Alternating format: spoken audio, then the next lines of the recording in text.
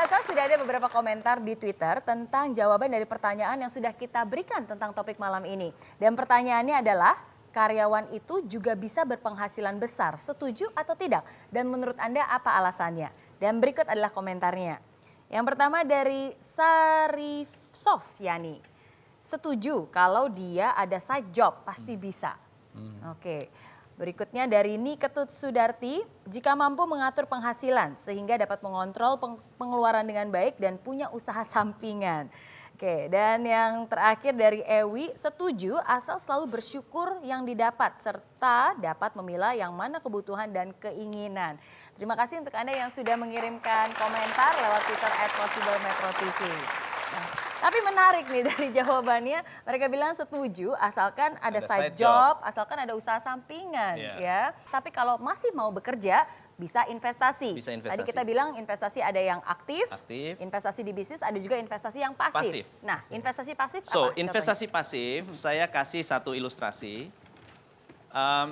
Ada satu ilmu yang luar biasa, namanya compounding interest. Itu adalah efek bola salju. Terjadi dalam segala hal, terjadi dalam semua hal yang ada di alam semesta ini.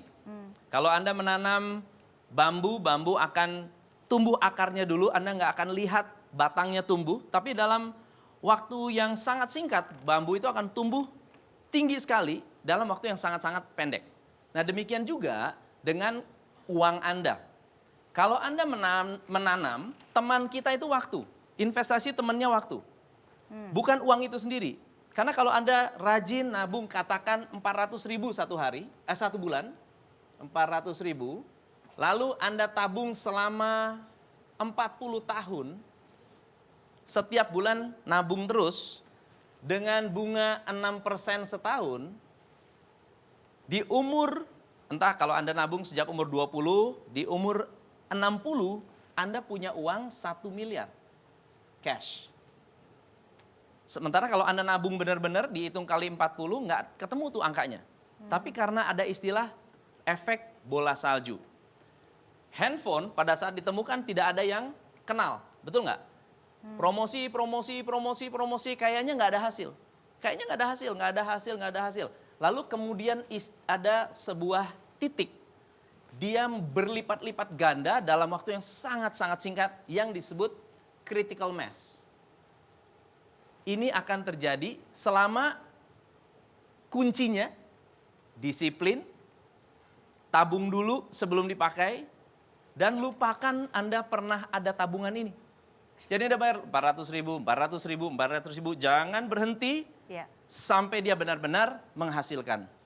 Nah, pertanyaannya setelah Anda punya uang 1 miliar, mau diapakan uang itu? Mau diinvestasikan ke yang lebih aktif? Silakan. Oke, tapi Coach Tom, ini saya pengen tanyakan juga ke Pak Ipo ya. Instrumen-instrumen apa saja nih yang bisa dilakukan atau bisa kita gunakan yang memberikan efek percentage yang besar? Dua yang bisa dilakukan bagi semua orang gitu ya. Kalau saham, reksadana sebenarnya semua orang juga bisa, tapi memang perlu ilmu khusus, ada waktu khusus untuk membahasnya. Tapi kalau dua ini kita bisa melakukannya. Pertama apa? Properti, kedua adalah emas. Ya. Properti bisa kita yang sifatnya nyicil, beli nyicil silahkan. Kalau belum bisa besar, yang kafling-kafling juga boleh. Kafling kan nggak terlalu mahal, ya. Mungkin di luar Jabodetabek ya. Kalau Jabodetabek mungkin sudah jarang orang jual kafling-kafling. Tapi kalau di luar Jabodetabek masih ada. Nah, itu nilainya masih puluhan juta, kita nyicil, itu masih bisa angkanya. Kalau pengusaha, ciri nomor satunya tangguh. Investor, ciri nomor satunya adalah disiplin. Gitu. Nah, jadi memang setelah yang saya sarankan di buku saya, H+1, sehari setelah kita gajian, itu langsung alokasikan. Apakah tadi nyicil kafling itu, atau beli emas. Nah, emas ini paling fleksibel, 50.000 pun bisa. Jadi sekali lagi bukan jumlah uangnya, tapi soal kita konsisten terhadap uangnya.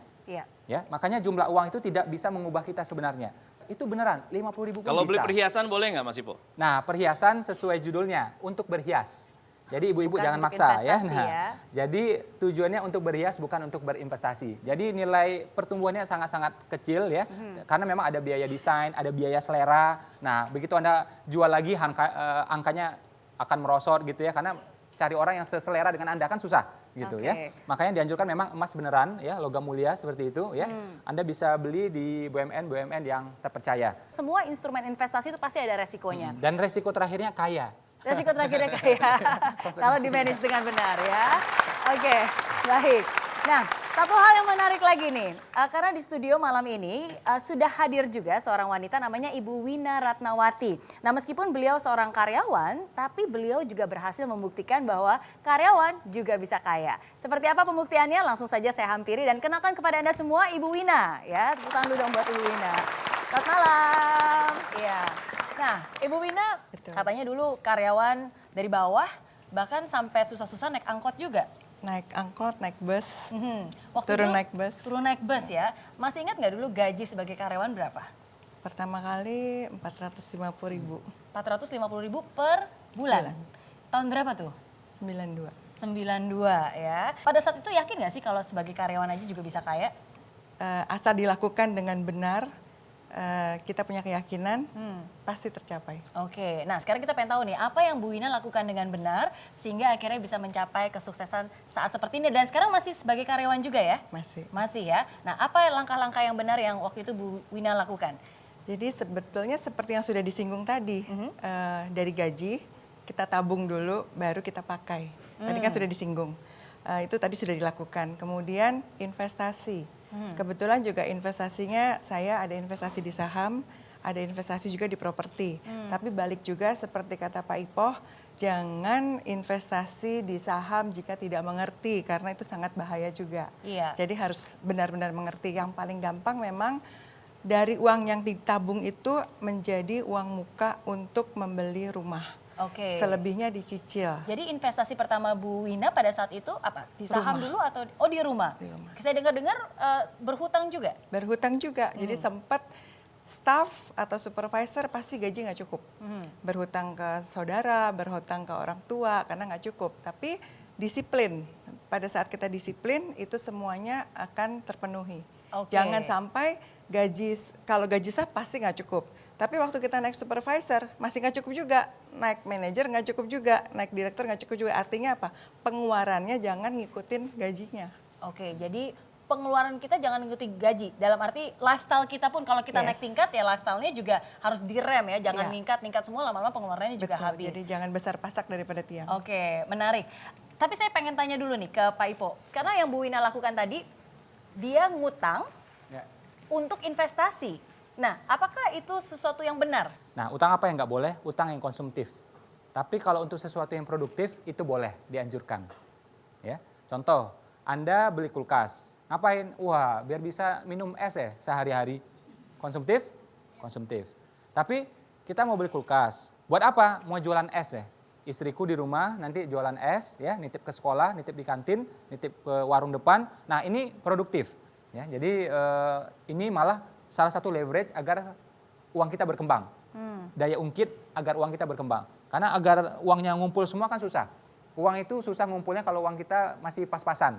Ya, kalau ilmunya sudah cukup, ya, nah itu baru uangnya gampang ngumpul, rukun ya, selalu ketemu gitu ya, ketemu kita lagi ya, datang bolak-balik seperti itu. Tapi kalau kita belum tahu ilmunya, sulit uang untuk ngumpul di kita. Oke, nah jadi hutang boleh asalkan uangnya itu dipakai untuk sesuatu yang produktif. Oke, dan dari situ menghasilkan uang yang Menghasilkan juga, tapi intinya adalah kalau karyawan bisa kaya dengan peningkatan karir, gaji pasti naik.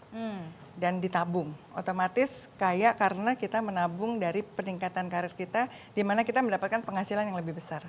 Jadi selalu tingkatkan kapasitas diri sebaik-baiknya. Tapi ada yang bilang gaji yang baik didapatkan dengan pindah-pindah dari satu perusahaan ke perusahaan karena cari peluang. Nah, kalau kayak gitu gimana pendapat Saya kurang setuju karena ada karir yang harus kita pertahankan atau kita tingkatkan. Pada saat kita pindah, adaptasi yang terjadi itu akan membuat kita sebetulnya mundur satu langkah. Uangnya dapat, tapi proses kita belajar untuk meningkatkan karir itu jadi terhambat. Luar biasa, tepuk tangan dong buat Bu Wina. Saya pengen ke Coach Tom nih. Coach Tom, ini satu mental yang menurut saya juga patut dimiliki oleh sebuah karyawan. Karena setiap itu ada masa-masanya ya. Benar, alam semesta mengajarkan kita untuk berproses. Nah, manusia juga punya proses. Mulai dari lahir, kalau ini waktu ya, Ini waktu.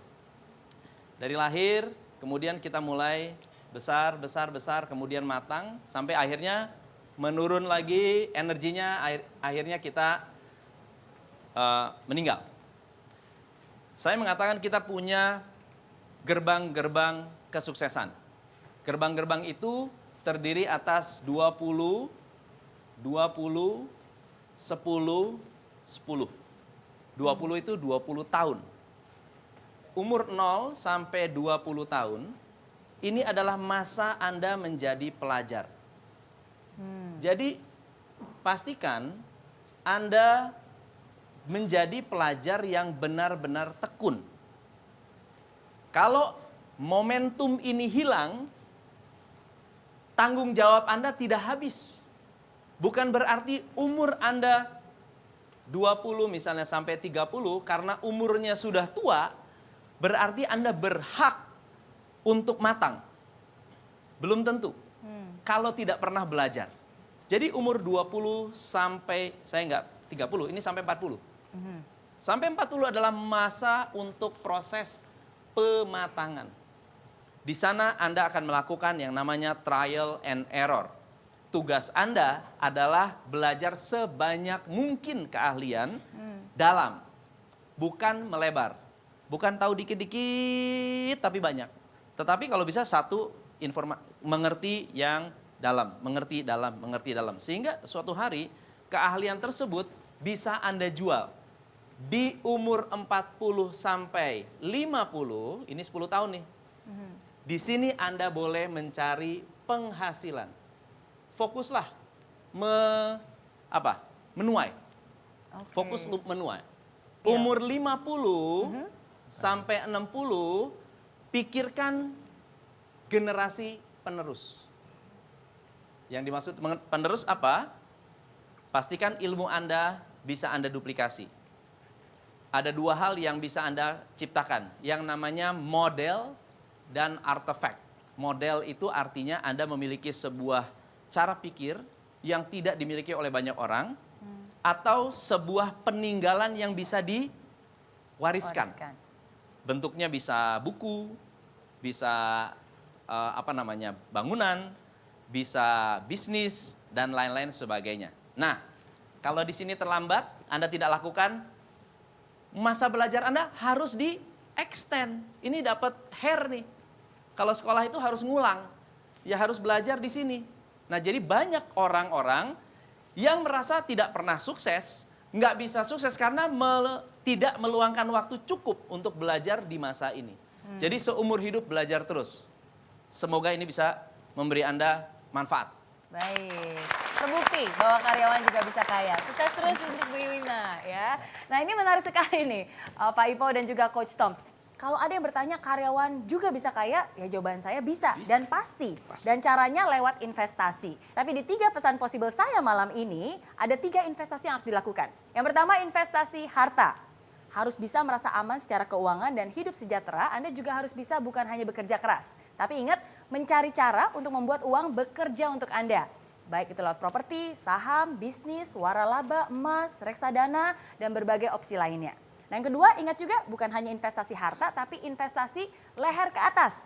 Investasi yang tidak akan pernah rugi adalah ketika Anda investasi ilmu.